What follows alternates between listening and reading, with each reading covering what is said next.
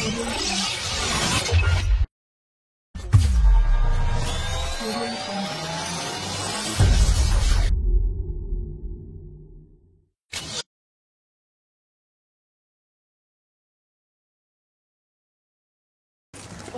présence, permettez-moi de souhaiter la bienvenue à nos intervenants et les remercier chaleureusement d'avoir répondu favorablement à notre invitation.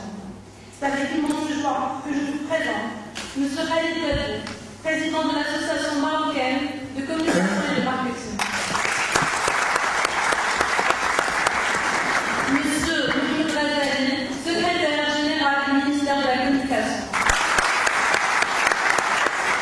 Monsieur Redouane Foudou, directeur général de AN Immobilier et chroniqueur administratif.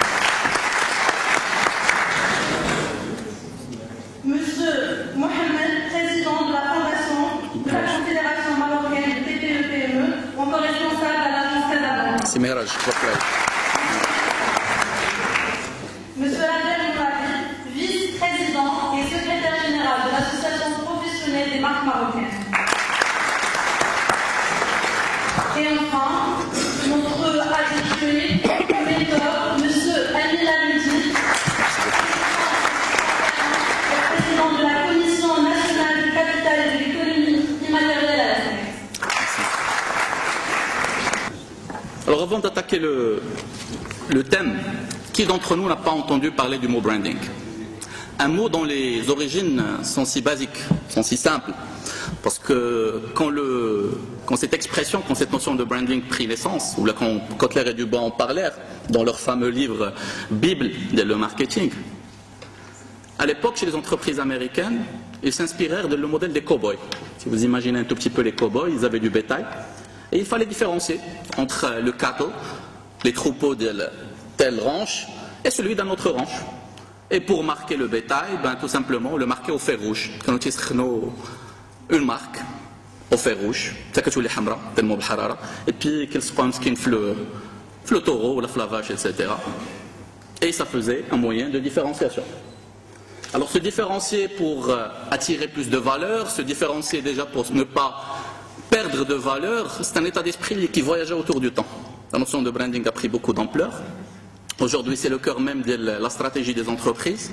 Quand on prend en fait le bilan de n'importe quelle grande multinationale dans le monde, ce n'est plus les heavy assets, ce n'est plus en fait les immobilisations corporelles, ce n'est plus les usines, ce n'est plus la chaîne logistique, ce n'est même plus en fait l'aspect financier ou capitalisation quelque part. En fait, en réalité, dans le bilan de l'entreprise aujourd'hui, c'est la brand. Alors, on ne peut que se poser la question, qu'est-ce qui a changé depuis? Alors, quand on parle d'un pays, les enjeux sont encore plus stratégiques. D'autant plus que nous sommes une semaine,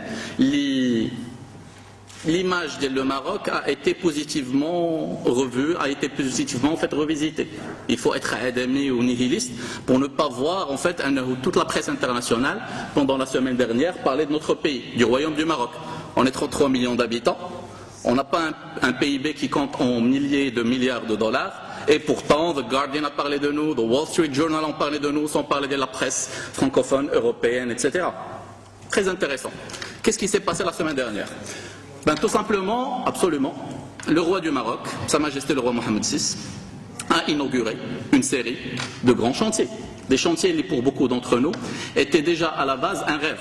Je me rappelle en fait qu'en 2006-2005, avec des partenaires, une grande entreprise en fait américaine, pour moi c'était un rêve de voir une industrie ou une ingénierie de process, une ingénierie de procédés, je parle des ingénieurs, vous voyez de quoi je parle bien sûr, d'accord, près lieu, on exporte à d'autres zones. C'était un rêve pour moi de voir un ALOCP, l'office chérifien des phosphates par exemple, arrête d'exporter juste des produits bruts, les P2O5, les en fait le phosphate brut, etc.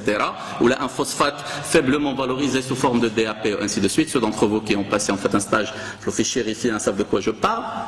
Et passe à une valorisation, passe à une logique d'industrialisation. Sachant en fait qu'aujourd'hui, ce rêve-là, dont beaucoup, en fait, je n'étais pas le seul à rêver, on était plusieurs en fait à en rêver, c'est devenu une réalité.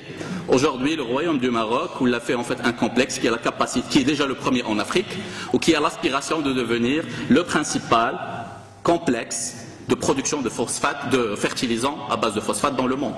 Une ambition qui devient une réalité. Quand je vois que dans mon pays, en fait, le Royaume du Maroc, il y a de cela juste quelques années, il suffit juste de relire les press releases, on voit notre économie, quand elle n'était pas corrélée le chita ou la pluie, elle était corrélée automatiquement les prix du pétrole.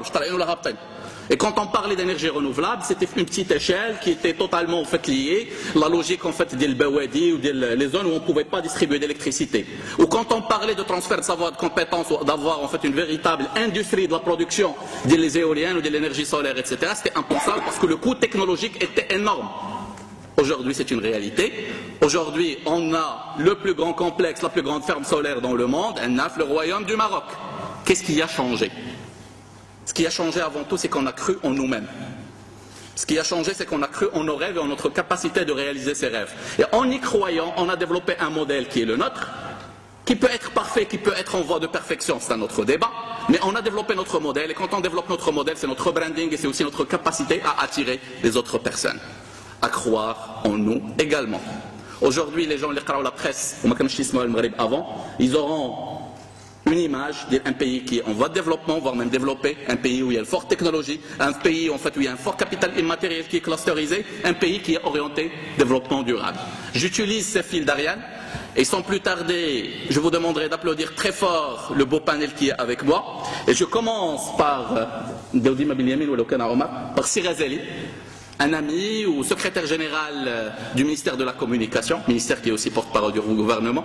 Je lui demanderai de se présenter en prime abord parce qu'il a de belles surprises, il est aussi ingénieur, mais qui a fait en fait un cursus qui était le sien, avant de continuer avec les autres panélistes. S'il vous plaît, on applaudit Sirazeli. Très très fort. Merci. Premièrement, le Branding Nation, c'est un processus. Ce n'est pas une action. Et qui dit processus, dit des jalons, dit des actions, mais surtout dit un temps. C'est un ensemble d'actions et de traitements de touches des données, mais dans un temps. Et qu'il faut à chaque point, chaque checkpoint, si on veut dire, assurer la qualité du produit. Il y a une autre définition qui s'adapte beaucoup plus pour le cas actuel, qui est la coordination gouvernementale, ou bien la coordination que peut donner un gouvernement pour ses actions, pour construire et maintenir l'avantage stratégique. Lorsqu'on parlait dans le cas des entreprises, on parlait d'avantage concurrentiel. Vous retenez tous, pour les marques, on cherchait, pour les entreprises, on cherchait toujours un avantage concurrentiel par rapport aux concurrents, par rapport au marché, pour se distinguer, se différencier. C'est exactement la même chose. Le reste des outils, tout ça, c'est exactement la même chose. C'est toujours des analyses internes, environnement externe, la concurrence des secteurs, etc. Mais c'est toujours la même chose. Et la combinaison de ces deux définitions, pour moi, qui fait que le brand nation, ou bien la marque d'un pays, c'est une chose qui est essentielle, surtout aujourd'hui, avec tout ce qui se passe, avec la tendance technologique, avec la concurrence qui devient de plus en plus rude. Revenons un petit peu à l'histoire. Tout ça n'était pas possible auparavant. Qu'est-ce qui a rendu la discussion autour de ce thème-là importante? À mon avis, c'est essentiellement deux choses. La première, c'est que, premièrement, il y a une base de données qui devient de plus en plus disponible. On ne pouvait pas parler Brand Nation si on a, par exemple, on n'a pas toutes les informations concernant tous les secteurs. On n'a pas une intégration, on n'a pas un tableau de bord, on n'a pas des bases de données qui nous permettent de décider. Si vous n'avez pas d'informations, vous ne pouvez pas décider. Aujourd'hui, que dire de ce qui se passerait dans 2 ans, 3 ans, 4 ans? Et le Brand Nation, c'est toujours une vision qui est formulée, qui doit être formulée par l'ensemble des acteurs, on verra par la suite qui sont. C'est surtout des principes de ce qu'on veut s'imaginer dans le futur et le miroir ou bien l'image qu'on veut donner à l'autre pour qu'il le voit à travers cette moulinette-là qui transforme ces principes, ces données-là pour donner cette image-là. Je fais beaucoup plus simple, je me donne par exemple le produit Maroc. Auparavant, on parlait du Made in Morocco. Tout le monde, si je vous dis Made in Morocco, auparavant, on parlait uniquement des oranges, des tomates, avec le Maroc, avec le fameux losange. Ça, c'est un des brands. Ce n'est pas l'unique. On peut avoir des brands. On peut avoir le brand nation, c'est pour le Maroc, mais dans chaque secteur peut construire l'image, peut construire sa marque. Et c'est la résultante de tous ces secteurs-là qui peuvent donner par la suite l'image du pays. Mais en gardant toujours les principes, en gardant toujours les mêmes tendances. J'explique uniquement cet élément de plusieurs brands. Par exemple, le ministère de la Communication, c'est le porte-parole du gouvernement, c'est le ministère qui prend en charge, dans une des parties, cette image-là. Je vais expliquer par la suite comment. Ceci dit, le tourisme aura son image, la partie infrastructure aura son image. Je vous disais tout à l'heure, que ce qui a rendu possible en fait, cette tendance-là de construction de marque du pays, c'est en premier lieu, c'est la disponibilité de l'information, mais aussi la technologie. Excellent. Sans cette technologie-là, on n'aurait jamais pu construire un tableau de bord où on pourrait avoir tous les secteurs devant nous. Excellent. Une image, ça se construit par l'exhaustivité des secteurs qu'elle touche. Une image, ça se construit à travers la fiabilité de l'information, à travers la pertinence de la décision et à travers enfin d'une image qu'on veut véhiculer chez l'autre.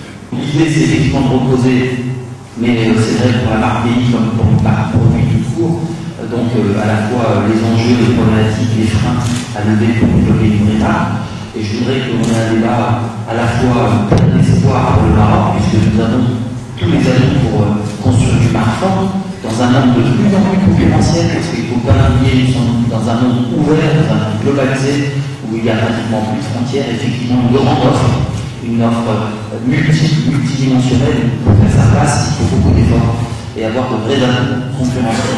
Je voudrais qu'on ait ce débat-là sur, effectivement, positif sur les atouts du Maroc, mais aussi penser, réfléchir de façon honnête, extrêmement franche entre nous sur les leviers ou les freins qu'il faut, lever et les leviers actionner.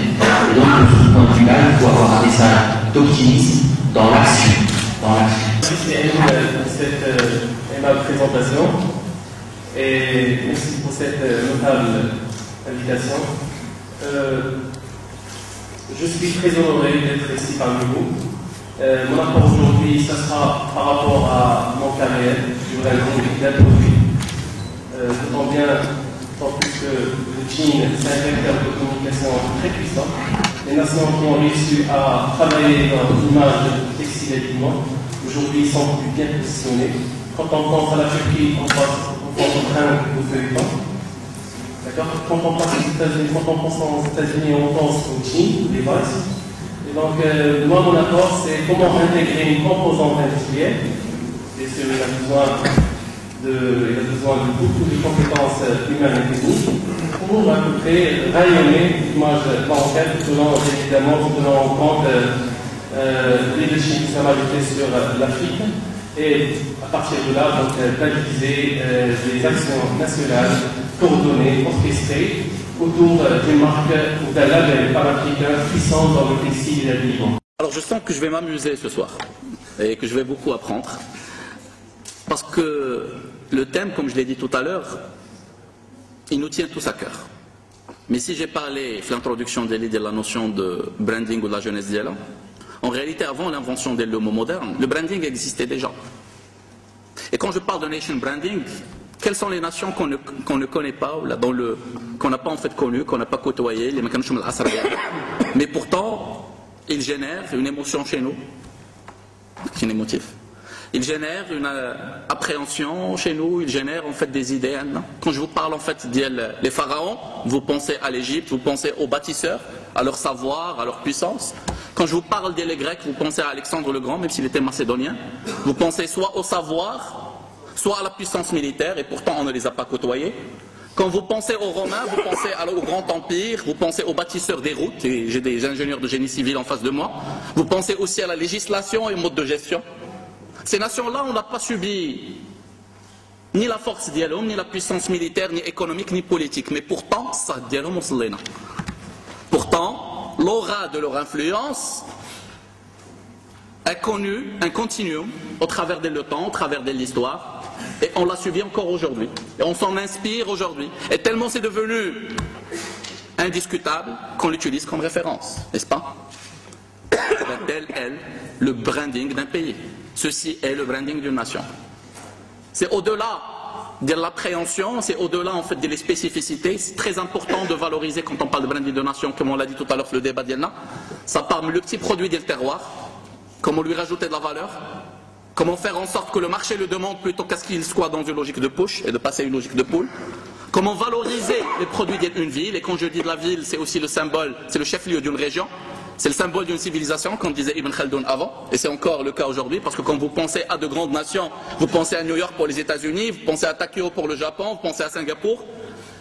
Quand je parle de pays, vous pensez aussi à des régions, et on est un pays qui a entamé un processus de régionalisation avancé des plus ambitieux. Sur la spécificité de chaque région, c'est quoi l'image en fait qu'elle se doit se dégager? C'est quoi la spécificité de le Maroc ou de le modèle de développement d'Yelna? Et quand on parle d'influence, l'influence ne fait que juste milieu. Soit on l'a subi, soit on l'a fait subir. À nous de nous poser la question. L'influence me fait l'approche déterministe. L'influence fait une approche volontariste. C'est-à-dire où est-ce qu'on est aujourd'hui, où est-ce qu'on veut aller pour que le passé d'Yelna devienne une richesse à capitaliser. Bismillahirrahmanirrahim, bonsoir tout le monde. C'est toujours avec un grand plaisir que je me retrouve ici parmi vous à l'école Mohammedia. Je pense que c'est ma deuxième année consécutive que je participe avec vous dans le forum EMI Entreprise. En tout cas, on ne peut que être fier et parler avec beaucoup d'émotion quand on parle de notre pays. Et si tu permets, Ami, je vais faire juste un petit exercice avec la salle, juste pour la réchauffer un peu. Je voudrais juste poser une question pour le public. On va prendre un pays dans le monde, un pays peut-être qu'on connaît, qu'on connaît assez. Je vous dis la Turquie, par exemple. Et donnez-moi juste le premier mot qui vient à votre esprit. Quand je vous dis Turquie. Un par un, s'il vous plaît. Vous avez dit Istanbul, Erdogan. Mohamed. D'accord. Bah oui.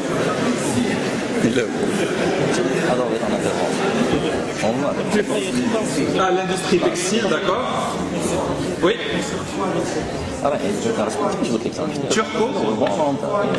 Turquality. La qualité, le label qualité turc. Très bien, d'accord. Halim Sultan peut-être.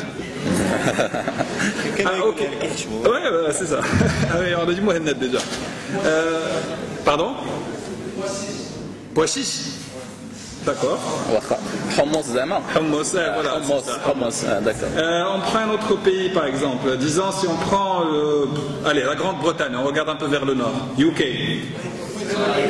Harry Potter. Manchester United. Pepperoni. Ah, le thé anglais, oui. Manchester. Les équipes de foot, ouais. James Bond, d'ailleurs. Beatles. Pardon. Queen's Dog. Queen's God, yes. D'accord. D'accord. Wimbledon, oui. En fait, pourquoi je fais cet exercice, c'est surtout pour rapprocher vers vous cette notion de nation branding, parce qu'on parle un peu, quand on parle de ce thème, il paraît un peu très sophistiqué, je dirais, mais en fait c'est un thème qui nous accompagne dans notre vie de tous les jours. C'est la perception, c'est les ondes que émettent d'autres pays vers nous, ce que nous retenons d'une culture, ce que nous retenons d'un pays, ce que nous retenons d'un message que nous voyons à travers les médias, et qu'est-ce qu'on garde dans notre esprit, et qu'est-ce qui revient en top of mind pour notre pays, pour d'autres pays. Si je vous pose la question pour le Maroc maintenant, en toute franchise, couscous, d'accord, Marrakech, James Bond, Mohamed, d'accord, Awahid Mohamed. Pardon? Ah, d'accord, je passe. Allez. Pardon? Phosphate, très bien. Très bien. En tout cas, ça c'est pour vous, nous Marocains. Oui? Tagine, oui. On a dit couscous tout à l'heure aussi. En fait, c'est vous, en tant que Marocains, c'est les choses qui viennent à l'esprit du premier coup quand on vous parle de votre pays. C'est-à-dire qu'il y a du travail à faire, justement. Exact. En fait, tout ça, pourquoi je dis ça justement en introduction, c'est parce que effectivement, nous avons ce besoin aujourd'hui de développer cette marque nationale, cette brand Maroc dont on parle depuis quelques années maintenant, mais dont on a besoin. Tout le monde en parle, mais très souvent on fait pas beaucoup d'efforts pour l'implémenter, pour la créer, cette stratégie cohérente qui va développer une marque Maroc dans le vrai sens du terme, ou plutôt une stratégie nation branding dans le vrai sens du terme. Alors je vais vous parler un peu de l'expérience que nous avons menée au niveau de l'association marocaine du marketing et de la communication, puisqu'on s'est penché sur ce sujet depuis quelques années. Et nous sommes partis sur un constat de base, c'est-à-dire nous avons fait un travail de consultant et on est parti pour voir qu'est-ce qui est l'existant, qu'est-ce qui est déjà présent sur le marché, comment le Maroc fait sa promotion, que ce soit à l'échelle nationale ou internationale.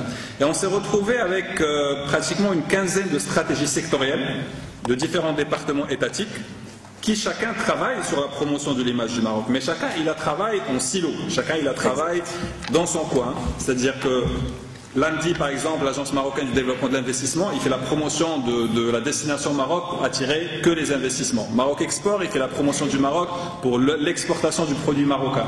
L'Office du tourisme, il fait la promotion du Maroc comme destination touristique.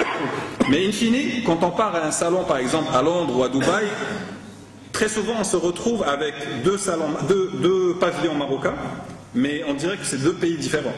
Et ça, je vous parle par expérience, et ça, c'est des personnes aussi qui ont assisté à différents salons et qui ont vu deux pavillons marocains qui sont tout à fait différents l'un de l'autre. Ça, il faut dire qu'il y a un travail qui a commencé à être fait, il y a des initiatives qui ont commencé à être faites pour avoir une cohérence à ce niveau-là, mais toujours est-il, nous avons toujours un manque à gagner dans tout cet investissement qui va vers la promotion du Maroc, mais qui est fait de manière éparpillée. Donc nous avons un manque à gagner au niveau de l'investissement des différents départements étatiques.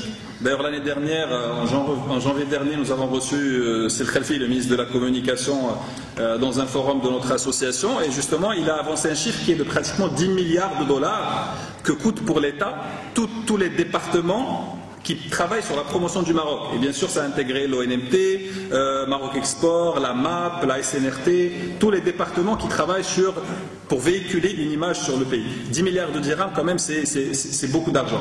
Et s'il n'y a pas d'optimisation de cet investissement-là, et s'il n'y a pas de cohérence dans ces stratégies qui est mise en place, nous avons beaucoup de pertes, malheureusement, et ça a un impact négatif sur l'image, sur la construction d'image du Maroc. Je vous parlais tout à l'heure de la Turquie et de l'exemple d'autres pays. Il y a beaucoup de pays qui ont déjà avancé de manière très poussée sur la mise en place d'une stratégie nation branding. Et ils l'ont fait de différentes manières. Si on prend l'exemple de l'Afrique du Sud, par exemple, c'est le ministère de la Communication qui pilote cette stratégie nation branding. Il y a une institution étatique qui s'appelle brandsouthafrica.com qui est rattachée au ministère de la Communication, mais qui a dans son tour de table tous les départements publics et privés concernés par la promotion de l'image du pays. L'avantage aussi, c'est que ça ne travaille pas uniquement l'image du pays à l'étranger, mais ça travaille aussi l'image du pays à l'intérieur. Travailler sur la fierté nationale, travailler sur des symboles de la nation. Mandela ne pensait pas que, après qu'il soit sorti de prison, qu'il a continué à être, disons, un symbole pour le pays. Comme ça, il y avait tout un travail qui était derrière pour créer pour ce pays-là, justement, qui ressortait d'un système d'apartheid qu'il a vécu pendant des années, pour se retrouver, pour converger vers une identité nationale, vers une unité nationale. Et ça, c'est un travail de stratège, c'est un travail, ce n'est pas fortuit qui est tombé comme ça. L'Office des exportations turc, mais aussi l'équivalent du CESE, ça s'appelle le TICA en Turquie, c'est l'équivalent du Conseil économique et social et environnemental au Maroc, et qui travaille sur toute la partie études préalables, c'est-à-dire sur l'état des lieux de l'image de la Turquie et comment elle évolue avec des indicateurs qui sont déterminants pour le budget, pour l'investissement qui est octroyé pour ces départements-là, pour qu'ils puissent faire la promotion de leur pays à l'étranger. Il y a d'autres exemples aussi, dans certains pays, on est même parti plus loin, on parle aujourd'hui de city branding, on ne parle plus de nation branding, on parle de city branding, on fait du marketing territorial pour une ville ou pour une région. Aux États-Unis, par exemple, aujourd'hui, il y a de la concurrence entre les États. Exact. En Suisse aussi, les États ou les compounds ou les states, les cantons, ils sont en pleine concurrence pour attirer les investisseurs étrangers, pour attirer les touristes, parce que c'est ce qui fait que leurs recettes augmentent et c'est ce qui fait que le well-being ou le bien-être de leur population. Et ils sont votés sur cette base, ils sont votés sur le nombre d'investissements qu'ils ont ramenés, sur les incentives qu'ils ont fait pour les entrepreneurs et tout l'écosystème qu'ils créent pour que cet État-là ou ce compound devient compétitif.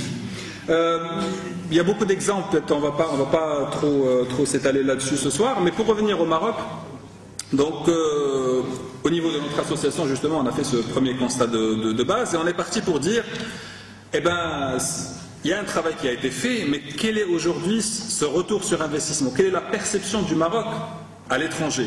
Comment les autres pays ou les autres citoyens d'autres pays nous perçoivent et comment nous percevons nous-mêmes? Et on a mené une étude d'ailleurs sur un profil de cadre, parce qu'on s'est dit, commençons par la population qui nous intéresse le plus, les gens qui voyagent, les gens qui investissent, les gens qui parlent d'un pays et qui sont quand même influenceurs à leur niveau. On est parti vers l'Afrique et on a mené une étude sur pratiquement 2500 cadres africains dans différents pays, donc le Maghreb, l'Afrique francophone, l'Afrique anglophone, pour leur demander des questions sur quelle est leur perception du Maroc, sur la base de différents critères. Donc on est parti sur la base de l'environnement des affaires, sur la culture et le tourisme, sur l'attractivité de l'emploi et des études, et sur la stabilité politique, l'écosystème ou l'environnement politico-social du pays. L'étude elle est disponible sur Internet, vous pouvez la consulter gratuitement. Maintenant, au niveau ce qu'on a retrouvé qui était quand même très parlant, c'est la comparaison entre comment les autres pays de l'Afrique nous perçoivent et comment nous percevons nous-mêmes. Je prends l'exemple du Made in Morocco. On a posé la question, quel est pour vous, ou est-ce que pour vous, un Made in Morocco, un produit fabriqué au Maroc, est un gage de qualité? Dans les pays de l'Afrique francophone, 77% ils disaient que oui, le Made in Morocco, un produit fait au Maroc, c'est un produit de qualité. En Afrique anglophone, qui connaît beaucoup moins le Maroc pour des raisons historiques, pour des raisons, disons, de relations, pour des raisons de langue également, parce que ce sont des pays anglophones et nous ne le sommes pas malheureusement jusqu'à aujourd'hui, eh bien, ils connaissent moins, mais pourtant, ils gardent une image positive, une perception positive de l'image du produit du Made in Morocco. Donc je disais 77%, pratiquement 65% pour l'Afrique anglophone. Quand on a posé la même question pour les Marocains, 39% qui trouvent que le Made in Morocco est un produit de qualité. On a posé la même question aussi pour les études, et ça je pense qu'on peut comprendre également. On a posé la question pour les autres pays d'Afrique, et si vous avez l'opportunité de venir étudier au Maroc, est-ce que vous allez le faire? De mémoire, 78% étaient partants pour venir faire leurs études supérieures au Maroc. On a posé la question pour les Marocains, si vous avez l'opportunité d'aller étudier à l'étranger, eh bien 79% ils disaient oui, ils préféraient partir à l'étranger que de continuer leurs études au Maroc. Ce n'est pas pour dénigrer quoi que ce soit, mais c'est juste pour dire que, ça a été dit d'ailleurs tout à l'heure, si on veut travailler une stratégie nation branding, si on veut travailler cette fierté nationale, cette marque Maroc qui doit être véhiculée, portée par ses citoyens, eh bien, regardez que surtout l'Afrique, elle nous perçoit de manière beaucoup plus positive que comment nous percevons. Et d'où l'intérêt justement de faire un travail en profondeur à ce niveau-là. Aujourd'hui, il y a différentes, disons, KPI, il y a différents paramètres qui sont faits par des différents cabinets d'études, par des institutions mondiales. Je citerai par exemple le Nation Goodwill Observer. C'est une étude qui est menée par un groupe de cabinets de conseil accompagné de HEC Paris et qui évalue le poids des marques des pays à l'échelle internationale. Et bien sur son dernier rapport, le Maroc, il n'est pas classé parmi les pays, il ne fait pas partie du groupe de pays privilégiés de l'image, c'est-à-dire que notre image ne nous sert pas encore de levier de croissance, de levier de développement, mais néanmoins, on est parmi les pays qu'ils appellent Next Generation, c'est-à-dire que les pays qui ont des atouts pour que leur image puisse être un véhicule de croissance, un véhicule de développement, un véhicule de rayonnement à l'échelle internationale. Un autre cabinet britannique qui s'appelle Brand Finance, celui-là, il fait la valorisation des marques pays en argent, c'est-à-dire en dollars. C'est un classement de 100 pays sur la base de 4 critères principaux.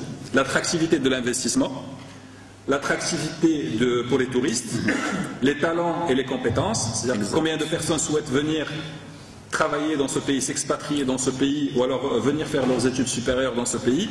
Et le 4e critère, c'est les produits et les services. Donc le Made in Morocco ou le Made in en fonction des pays. Donc sur 100 pays, sur la base de ces 4 critères, on donne une valeur de la marque de chaque pays. Bon, je peux vous dire sur le top 20, donc sans grande surprise, il y a les États-Unis qui se retrouvent en première position avec une valeur de la marque USA de quelque chose comme 18 000 milliards de dollars, suivi de la Chine, suivi de la Suisse, suivi de Canada de mémoire. La Turquie qui a grimpé sur les 3-4 dernières années de manière phénoménale, qui se retrouve dans le top 20 aujourd'hui avec une valeur de la marque Turquie de pratiquement 650 milliards de dollars. Le Maroc, on était en 2013, on avait une valeur de la marque Maroc de 40 milliards de dollars. On était classé en 72e position. On a gagné quelques points en 2014, donc on est passé à une valeur de la marque Maroc de pratiquement 48 milliards de dollars. Et aujourd'hui, en 2015, le dernier rapport publié, on a perdu quelques points et on est à une valeur de la marque Maroc de 44 milliards de dollars. Si je vous donne un exemple, par exemple, juste pour benchmarker un peu, la marque Google, par exemple, elle est valorisée à quelque chose comme 110 milliards de dollars. Donc beaucoup plus que la valeur de la marque Maroc en tant que telle. Bien sûr, tout paramètre égal, ça reste quand même des marques industrielles. Nous, c'est une marque pays, c'est beaucoup plus compliqué. Mais en tout cas, ça peut nous donner un peu quelques paramètres d'évaluation et de benchmarking. Alors, pour conclure, et peut-être on reviendra dans l'autre tour de table pour approfondir quelques points, de quoi nous avons besoin aujourd'hui? De quoi a besoin le Maroc pour valoriser cette nation branding, cette marque Maroc et ce Made in Morocco? De quoi nous avons besoin? On a besoin de cohérence. Et je l'ai dit, je le redis à plusieurs reprises, on a besoin de cohérence dans nos différentes stratégies sectorielles. C'est bien d'avoir des stratégies sectorielles, mais il faut qu'il y ait un fil conducteur entre ces différentes stratégies. Deuxième point, on a besoin de l'implication de tous les opérateurs, que ce soit le public, que ce soit le privé. On a besoin qu'un projet similaire soit chapeauté, soit piloté à très haut niveau de l'État. Les gouvernements, ils changent, mais on a des institutions qui sont stables, on a des départements étatiques qui sont stables et qui peuvent piloter ce genre d'initiative et en créant de la cohérence et de la consistance dans la communication. Et on a besoin aussi et surtout de la proactivité, Razali l'a mentionné tout à l'heure. On n'a pas besoin d'attendre qu'il y ait une crise qui tombe pour qu'on commence à réagir et faire le repli. On a besoin d'anticiper. Il a parlé de l'Espagne, je peux vous parler aussi de la Turquie. La Turquie, c'est tout récemment, avec tout ce qui se passe à côté, Daesh, etc., des bombes qui explosent pratiquement toutes les 2-3 semaines. Et pourtant, il y a une baisse quand même dans les arrivées des touristes, mais quand même, Istanbul, il reste quand même, elle roule à plein régime au niveau des réservations des hôtels. Le tourisme, il tourne, l'industrie, elle tourne, l'économie, elle tourne. Et donc, nous avons besoin aussi de renforcer notre image de façon à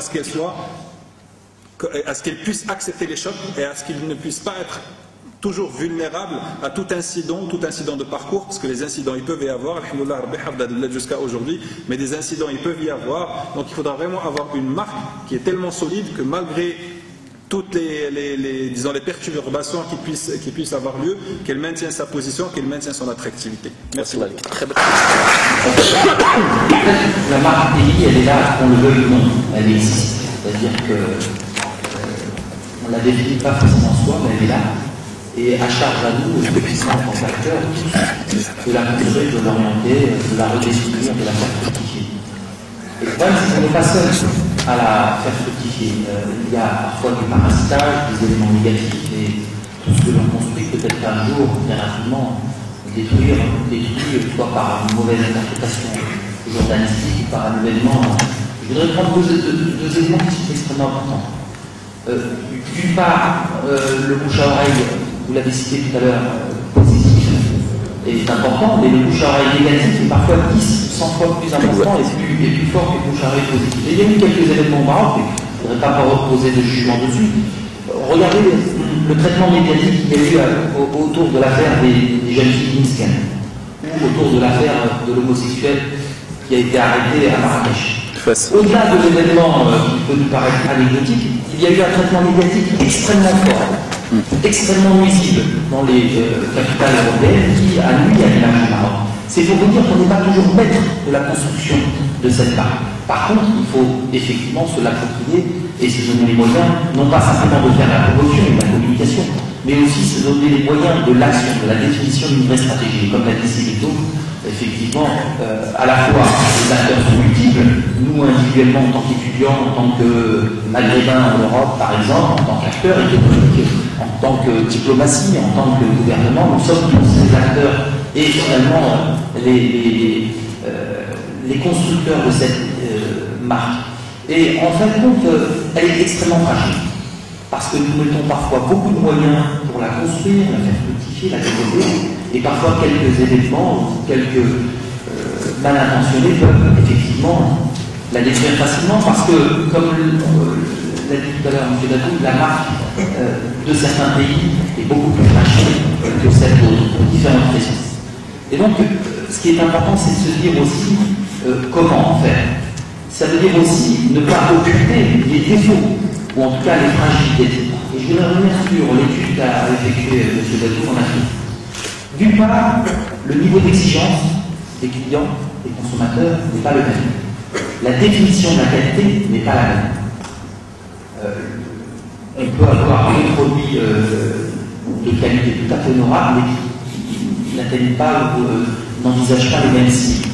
La qualité d'un produit haut de gamme type Mercedes n'est pas la qualité d'un véhicule Renault, avec tout le respect que j'ai pour cette marque. Mais ces deux marques apportent la satisfaction à des clients extrêmement différents, budgets différents, et pour deux clients très différents, vous avez la notion de qualité, mais qui se définit d'une manière complètement différente. Et donc, il y a à bien comprendre que finalement, la qualité n'est pas la même. Le degré d'exigence par rapport à la qualité, par rapport aux attributs du produit, qu'il soit objectif ou subjectif, n'est pas le même. Et puis l'effet d'expérience. Effectivement, on nous dit qu'en Afrique, on a eu un capital sympathie à l'égard du Maroc. Peut-être parce qu'on n'a pas été confronté au produit Maroc. Peut-être qu'on ne le connaît pas assez. Et donc le capital sympathie doit être transformé en des actes durables et pérennes d'achat et de fidélisation. Sans ça, il n'y a pas de marque. Et d'ailleurs, ce qui effectivement définit et ce qui explique qu'au Maroc, on a une mauvaise appréciation de la marque Maroc, c'est tout à fait objectif. Souvent, vous avez des gens qui disent moi, je veux pas un produit local, je veux un produit d'importation. À isoprix. Et effectivement, pourquoi? Parce que l'expérience du produit marocain n'a pas toujours été bonne. Parce que le service autour du produit aussi n'a pas toujours été bon. Et donc, c'est bien bon de blâmer la fidélité à la marque, le capital sympathie, le nationalisme en termes de produit, mais le citoyen, il a une fidélité. Il ne peut pas se faire avoir de fait. Donc à nous aussi de développer des attributs objectifs, les qualités, la qualité du produit, la recherche, l'innovation, le service autour du produit, la marque, c'est des promesses, c'est aussi une émotion, et on doit donc remplir nos promesses en termes de service, de qualité intrinsèque du produit, de perception du produit. Alors tout à l'heure, on disait que la marque pays, c'est quelque chose qui existe, qui est là. C'est là, mais attention, si on ne se l'approprie pas, d'autres se l'approprient parce qu'on est dans un monde dit de concurrence exacerbée. Il y a pléthore de produits, pléthore de marques, les déclinaisons de gamme, les marques de brand. Tout ça, ça fait que nous avons, nous, en tant que consommateurs, avec la légalité, le choix. Va-t-on sacrifier notre pouvoir d'achat pour jouer la carte nationaliste? Pas toujours. Et les consommateurs sont de plus en plus exigeants dans un monde concurrentiel. Et donc, si on définit que la marque pays, c'est un ensemble de perceptions, c'est l'image, c'est la réputation, c'est une idée mentale de l'ancienneté de ce pays, bah, effectivement, il faut faire en sorte que nous travaillions les éléments objectifs que nous devons travailler, bon, qui a nos faiblesses. Et ça veut dire que malgré tout le capital sympathique qu'on peut avoir pour un pays, s'il n'y a pas un produit, un service qui répond aux attentes d'un consommateur, étant donné une concurrence donnée et sous contrainte d'un budget, effectivement le capital sympathique est là et il ne donnera pas lieu à de la valeur ajoutée pour le pays. Une marque forte, ça donne de la valeur ajoutée, ça permet effectivement de fidéliser, ça permet de capitaliser, ça permet aussi de développer un pays, on l'a dit, et de sortir de la logique. Quand vous avez une marque forte, vous pouvez augmenter légèrement vos prix, vous pouvez aussi effectivement générer plus de bénéfices réinvestir. Donc la marque forte, il faut la créer. Et je prendrai pour exemple deux pays qui sont différents, mais qui ont une trajectoire différente qui est assez intéressante à analyser. Bon, M. Badou a parlé des organes qui ont été créés, c'est très bien, effectivement, en Corée aussi. La Corée a su développer une marque pays extrêmement forte, et pas simplement autour des produits. Vous savez qu'au niveau culturel aujourd'hui, la Corée du Sud, qui a un organe aussi qui développe, qui promeut la marque pays, a su développer en Asie cette idée que c'est le pays de la culture, c'est le pays de la modernité à travers le Gangnam Style, etc. Ce sont les groupes de rap, ce sont les groupes de chant, ce sont aussi les acteurs, c'est la télé, c'est le cinéma. Et ils se développent comme une force aussi culturelle en Asie, ce qui n'était pas le cas. Vous savez que la Corée a connu l'invasion, a connu les armes de la guerre avec le Japon, c'est un pays qui a été meurtri, où on a réduit le peuple à l'esclavage, il y a eu la traite humaine, etc. Mais c'est un pays qui aujourd'hui est un pays leader. Et ils ont développé cette culture, pas simplement produit, mais cette image. Il y a des pays qui sont assez intéressants. Alors au départ, c'est vrai que la marque pays, comme l'a dit M. Badou, c'est avant tout une notion qui a été développée autour du tourisme. Développer effectivement la marque pays autour de valeurs touristiques, c'était la promotion des pays, les valeurs que véhiculaient certains pays. Mais il y avait aussi la notion terroir, la notion effectivement d'artisanat. C'est qu'on a développé aussi les marques pays autour, par exemple, de lieux géographiques. Il en a parlé, c'était la porcelaine de Limoges, c'était le verre de Mirabeau, c'était le cuir de Cordoue, etc. Mais il y a un certain nombre de pays qui surfent sur une image extrêmement positive, quel que soit effectivement leur politique extérieure. C'est que les États-Unis, par exemple, même si dans certains pays moyen-orientaux, lorsqu'ils font des guerres, on consomme un peu moins de fast-food ou un peu moins de soda, d'une manière générale, ils sont plus affectés dans leurs exportations, dans leur attraction, dans le tourisme, par la politique extérieure. Pourtant, elle est critiquable parfois. Mais nous n'avons pas cette attitude. Pourquoi? Parce que d'une part, effectivement, nous n'avons pas forcément une offre produit ou un positionnement en termes d'innovation, de recherche qui est extrêmement fort et reconnu, et que nous sommes aussi vus sous l'angle du prisme, cette espèce d'Occident-Orient et le choc des civilisations. Mais il y a deux pays qui montrent que, en tout cas, un pays qui est relativement proche, qui montre qu'on peut développer une marque pays forte, sur laquelle on capitalise, sur laquelle on a développé de la valeur ajoutée. C'est l'Espagne. Très peu de gens le savent, mais il y a moins de 30 ans, l'Espagne, c'était en Europe et dans les pays occidentaux, un pays qui était mal considéré, un pays qui était considéré comme arriéré, isolé. C'est un pays qui avait vécu l'origine de Franco. On pensait que c'est un pays qui n'était pas prêt à la démocratie, pas prêt au développement, qui était entré dans les valeurs de la religion catholique, les valeurs de la famille. Et dans cette Europe qui se tournait vers la libéralisation sous toutes ses formes, l'Europe, c'est un pays qui ne comptait pas. Et ils se sont donc arrivés à l'Europe, ils se sont reconstruits, ils ont redéfini leur ville, redéfini leur culture, redéfini leur architecture des villes. Et ils ont repositionné, à travers aussi un certain nombre de logos et une agence de communication et un modèle de promotion extrêmement fort, ils ont reconstruit une image, ce qui a rejailli sur l'ensemble de leur production. Alors n'oublions pas que la marque, c'est pas simplement la promotion, c'est pas quelques vidéos qui, si les promesses ne sont pas tenues, ils font plus de tort qu'autre chose. Imaginez un communique sur effectivement la modernité, sur l'engagement dans un monde meilleur et puis sur la promotion de la qualité. Et puis si derrière on exporte des tomates ou on exporte des oranges, et puis derrière les problèmes sanitaires ou qu'au niveau de nos produits halieutiques, lorsqu'ils sont réceptionnés, ils sont envoyés parce que le taux d'examinage est trop élevé et que la marchandise a pourri, tout ça fait du mal. Et donc, c'est à nous de trouver l'exigence. Comme on trouve une exigence à importer, si vous voulez, des produits, et on a mis en place des normes sanitaires, des normes techniques, des normes administratives extrêmement serrées, il faut que nous-mêmes, au moment où l'on exporte, on soit assez strict sur la marchandise que l'on exporte. Parce que la première expérience, quand on est derrière tous les promoteurs, tous les chefs d'entreprise qui viendront pour conquérir ou fournir un marché, on va faire stop, on a eu une mauvaise expérience. Et on n'a pas l'occasion de faire deux fois bonne impression. En matière de commerce extérieur, on l'a vu, moi j'ai vu effectivement des gens aller prospecter des marchés et qui me disaient non, mais en 2005, en 2010, j'ai acheté tel ou tel produit, il n'était pas conforme, la promesse n'était pas tenue, les caractéristiques objectives du produit n'étaient pas tenues, la qualité des produits n'était pas là, la conservation des produits n'était pas au rendez-vous, le service associé au produit n'était pas au rendez-vous. Et donc nous avons bien entendu tous les atouts pour construire ce monde de demain et pour construire le parfum, tout en sachant que cette marque reste fragile, quoi qu'on en dise, tant que l'on n'a pas, effectivement, tant que l'on ne s'est pas tous approprié l'exigence. Aujourd'hui, on est dans des mondes plus exigeants, les gens ne achètent pas pour vous faire plaisir, parce que vous êtes sympathique. Et Dieu sait si le Maroc, il a fait des efforts. Moi, quand je vais à l'étranger, on me dit, là, tiens, vous avez un souverain éclairé. Vous n'avez pas un souverain pareil dans le monde, puisque effectivement, il porte une stratégie, une compétition. Et ça, c'est important. On a un islam qui est tolérant, qui est l'islam du juste milieu, que l'on nous envie en Afrique et aussi en Europe, aux États-Unis, au Baba, cité le Maroc. Et c'est pas pour rien. C'est parce qu'effectivement, l'islam, le monde arabe, fait peur de manière générale. Et c'est important qu'on leur montre aussi ce que l'on est. Parce qu'il y a des associations, qu'on le veuille, on n'est pas là pour parler de ça, mais il y a des associations qui sont faites. Ce que vous dites dans votre tête, c'est une chose. Ce que se dit l'individu, consommateur, entrepreneur, investisseur, touriste, qui ne connaît pas le Maroc, qui en a une vision à travers les médias, c'est une chose.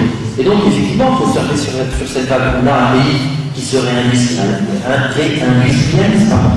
et on est bien un pays en voie de désindustrialisation.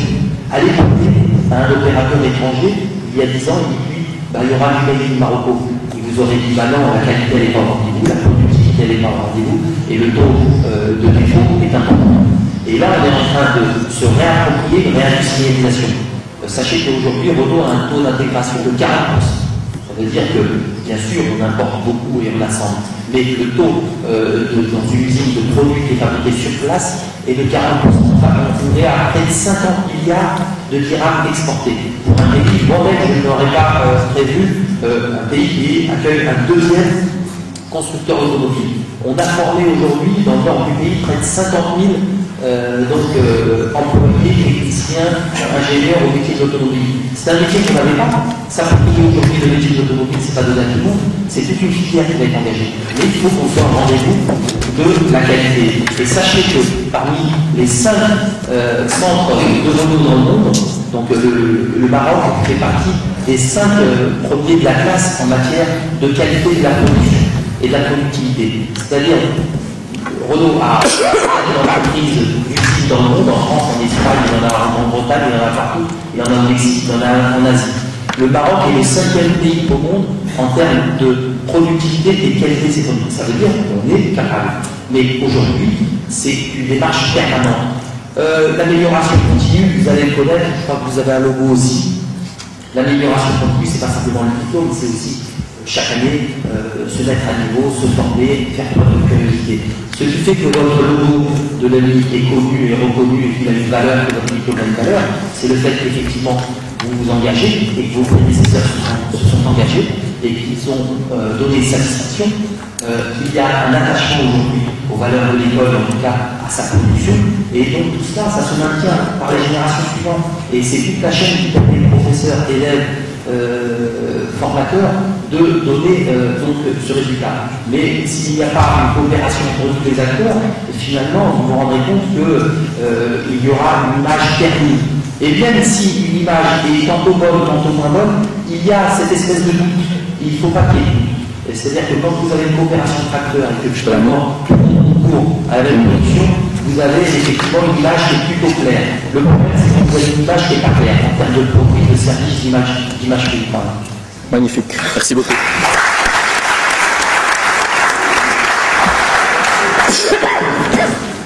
Et si on changeait d'approche, on pense automatiquement à la grande entreprise, et pourtant, la petite entreprise, la toute petite entreprise, elle a aussi un rôle à jouer. Elle a aussi énormément à gagner ou à perdre par rapport à cette notion de branding. Comment la voyez-vous, Sidi Mohamed? Merci. Rebonsoir. Alors, je voudrais juste commencer cette partie de présentation par cette notion de lecture du brand pour la TPE. À un certain moment, on était un peu insensible, la TPE était insensible à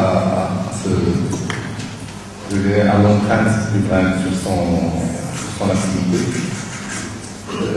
Ces dernières années, on a vraiment essuyé une crise globale, une crise économique. Et cette crise s'était manifeste chez les grandes entreprises que chez les petites entreprises. Et aujourd'hui, on se pose la question qu'est-ce qui se passe après une crise économique? Aujourd'hui, il y a une reprise. Chaque entrepreneur se doit de faire une lecture objective, de revoir aussi son modèle économique. Et là, on intègre d'autres dimensions. Pour revenir à la partie brand, cette notion de brand se construit. Il n'est pas fortuit. Je vais donner deux exemples qui sont dans le contexte marocain. Nous avons deux produits au Maroc. Le premier produit, c'est l'huile d'amande, où on était tous à un certain moment de dire que c'est en fait un brand autoprotégé parce qu'on se disait tous, c'est une huile qui n'existe nulle part au monde, parce que la réalité n'existe qu'au Maroc. Aujourd'hui, certaines recherches de certains pays ont pu quand même transplanter cet araignée chez eux et commencent à produire cette huile aussi. Et avec un label parfois, mais des mots. Donc il y a même des places dans le sens. L'autre cas, c'est peut-être l'OCP. Nous étions un pays producteur, exportateur de phosphate. Donc on exportait des phosphates et on importait des produits semences, fertilisants, l'acide sulfurique, etc. Aujourd'hui, nous avons une entreprise, une énorme entreprise qui commence à faire cette transformation en local et donc ceci a créé une valeur ajoutée.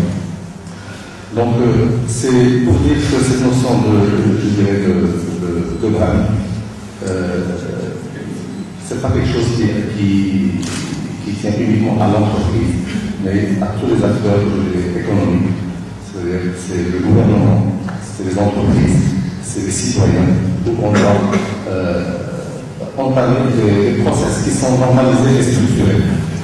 À un certain moment, on a tous dit, pour pouvoir travailler aux États-Unis, nous sommes le Maroc, parce que c'est un slogan qu'on a souvent entendu. Le Maroc, c'est le premier pays qui a reconnu l'indépendance des États-Unis. C'est pas suffisant. Les États-Unis, pour pouvoir travailler, c'est pas si simple que ça.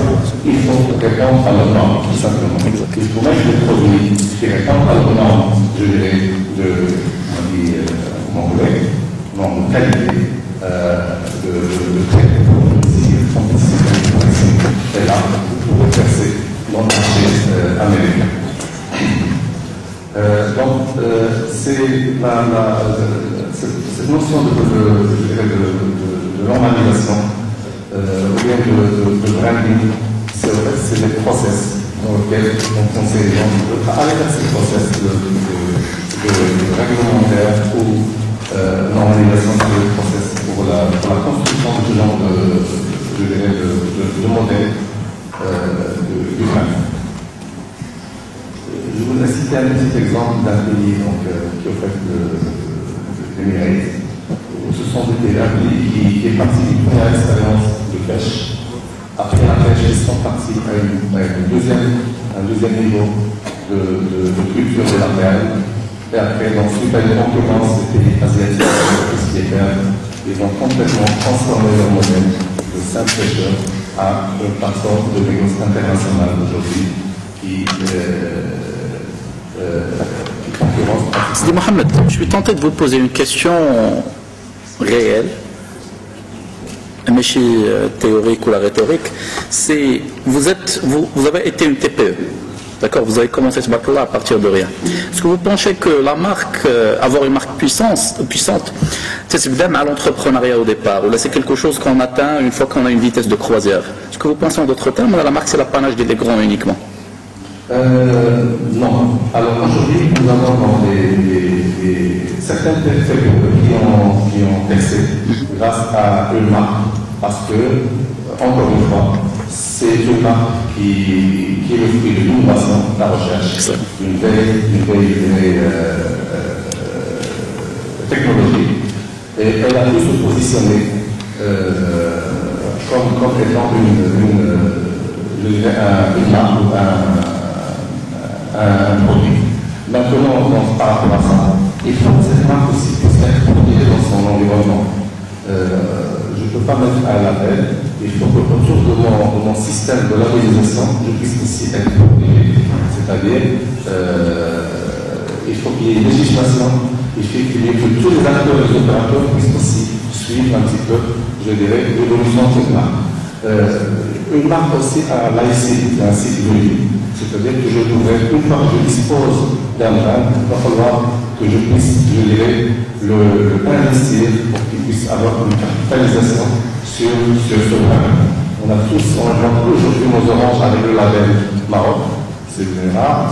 Nous étions premiers à exporter la tomate aujourd'hui, l'Espagne nous a lavé, etc. Donc en fait, il faut développer en parallèle des éléments pour maintenir ce brand à un niveau, je dirais, à un niveau international. En fait, l'autre élément, en fait, à notre collègue, on parlait tout à l'heure de l'entreprise a besoin d'avoir plusieurs, je dirais, profils. Il y a le profil manager qui gère l'entreprise, il a la connaissance du métier, mais nous avons aussi besoin, je dirais, d'ingénieurs, c'est-à-dire des gens qui font de la recherche, qui font de la veille, pour qu'on puisse justement alimenter, je dirais, cette entreprise à de nouvelles idées qui permettent un petit peu de créer ces valeurs ajoutées. Je voudrais donc terminer par une petite conclusion. En fait, l'école Mohammedia, en fait, c'est aussi un brand. C'est-à-dire que quand on reçoit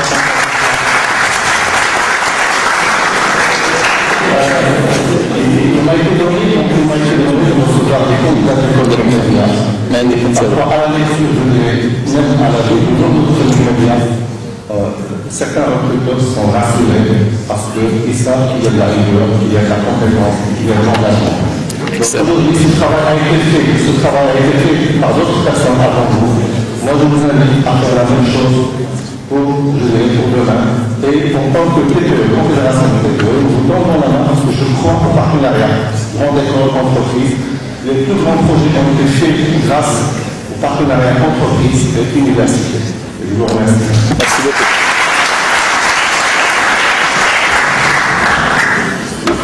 Merci Si Mohamed déjà de respecter le temps. Donc merci énormément, merci pour le clin d'œil. Je reste sur le même état d'esprit parce que pour optimiser sur le temps, même si on est tous très tentés de réagir par rapport à l'intervention d'Sidi Mohamed, mais par respect, je me tourne vers Simon Rabet. Et je lui ai glissé un petit mot tout à l'heure, parce que Simon Rabet est très passionné, il est très punchy par rapport à son domaine. Et c'est l'un des rares, justement, à avoir créé une brand marocaine dans un domaine qui n'est pas des plus faciles, ou l'industrie textile. Alors, Sidi Rabet, the floor is yours.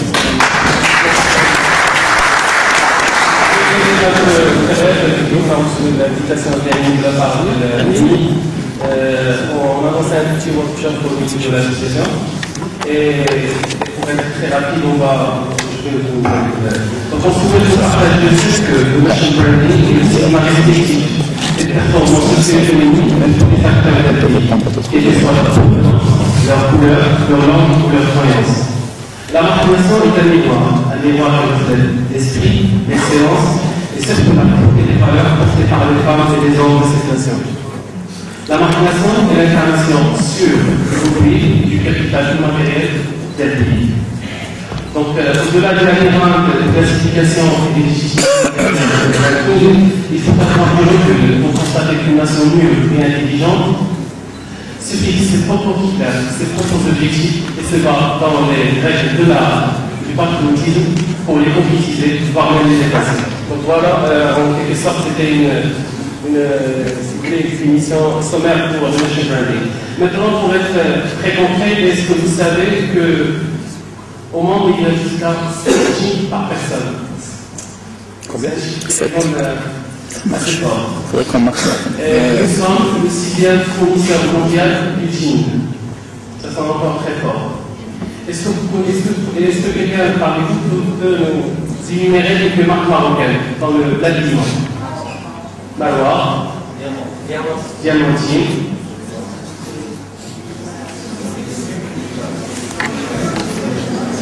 combien pèse le marché national en habillement? dans le jean 14 millions de pièces. C'est énorme.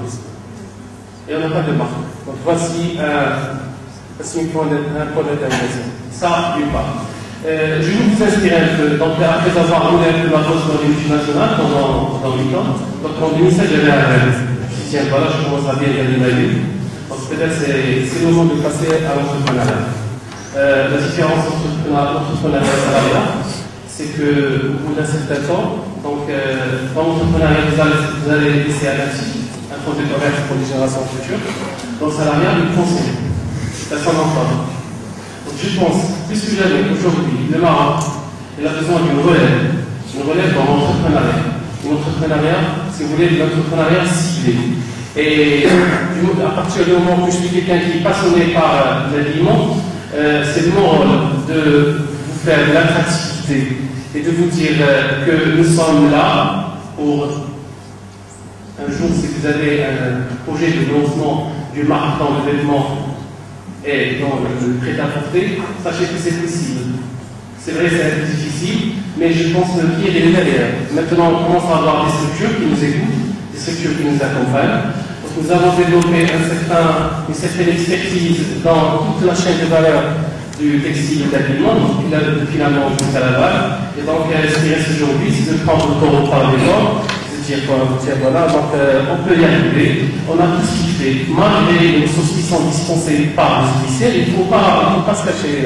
Donc tout est disponible actuellement. Donc, les plans sont là, la stratégie elle est là, les priorités sont définies, donc sortons dedans et concrétisons à travers les projets à forte valeur ajoutée. Autre chose, c'est que si on parle des modèles turcs, sachez très bien que la Turquie, que je connais très bien, donc c'est des gens qui travaillent sur un concept qui s'appelle SERPA dans l'habillement. SERPA c'est quoi? C'est que moi je suis fort dans la chemise, toi dans le jean, l'autre dans le manteau, l'autre il est très fort dans les sandales et les chaussures. On se met d'accord, on fait un contrat une charte morale. On se fait entourer par un écosystème fait par les designers, des techniques de communication, de digital, de l'industrie publicitaire pour l'aménagement des chevaux. Et puis par là, donc bien évidemment vous êtes ici, vous avez un langage qui est clair, vous avez des objectifs bien précis. Et donc, je pense que les officiels n'ont aucun souci à vous accompagner, sachant très bien que, comme je vous ai dit tout à l'heure, le textile habillement, c'est un vecteur de communication pour un pays très fort. Tout à l'heure, quand on a évoqué la Turquie, je l'ai dit sur donc, il y a une histoire, je pense qu'il faut s'inspirer de cette histoire, c'est l'histoire de Levi Strauss. Donc, Levi Strauss en 1972, sachant très bien, il n'avait pas savoir-faire. Donc c'est quelqu'un qui vendait des pelles dans des compagnies internationales, des chaussures, des couteaux, des casseroles pour éliminer les bouchons. Et à un certain moment, il y avait un certain Jacques Obélis qui est venu le voir, il dit tiens voilà, Jacques Obélis c'était quelqu'un qui faisait un peu, si vous voulez, du marron, du marron. Et donc il est venu le voir, il dit tiens voilà, c'est possible qu'on dépose la produit ensemble. Et donc nous ici, ils ont déposé, ils ont eu l'intelligence à l'époque de déposer les premiers brevets. D'ailleurs, je ne vais pas rentrer, c'est un peu à partir de là, donc, évidemment, il y avait tout à fait un peu de retour parce que la naissance du jean, c'est la même époque où le cinéma est né, et donc c'était un vecteur, et donc le jean comme dirais-je, a quitté les jambes des bûcherons et des cowboys pour habiller les stars de Hollywood. Je pense qu'on a un véritable avantage concurrentiel à lancer une première plateforme réunion de jean au Maroc. Et dans la communauté de distribution en Afrique. Alors, comme a dit Samadosté dans son célèbre appel à l'agent, donc l'Afrique, c'est pour l'Afrique, l'Afrique doit faire confiance en l'Afrique.